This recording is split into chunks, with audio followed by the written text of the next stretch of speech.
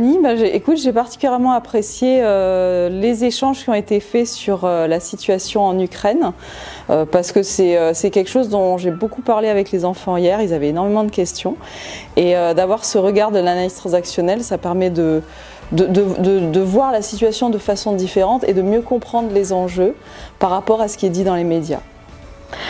Magali, je trouve que tu as apporté quelque chose de fondamental, c'est-à-dire comment les phénomènes d'actualité, et c'est vrai que l'invasion de l'Ukraine par Poutine, c'est quand même un élément assez essentiel, et de le mettre en lien avec le concept de méconnaissance, de grandiosité, et comment tu as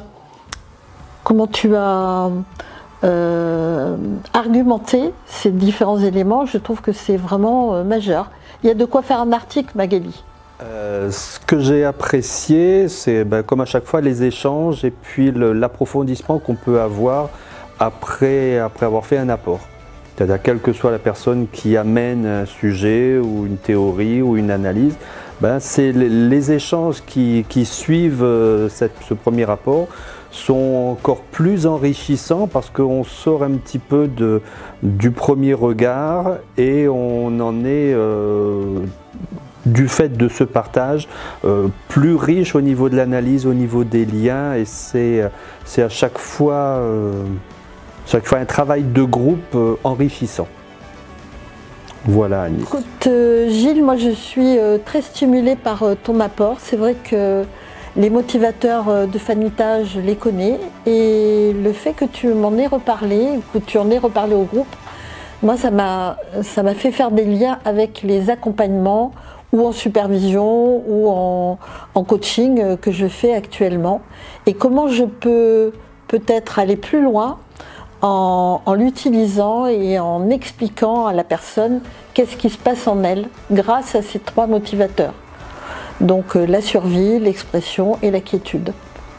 Voilà, donc merci de ces apports et merci de nous stimuler à chaque fois par tes liens, par tes interventions, parce que tu comprends de la thé.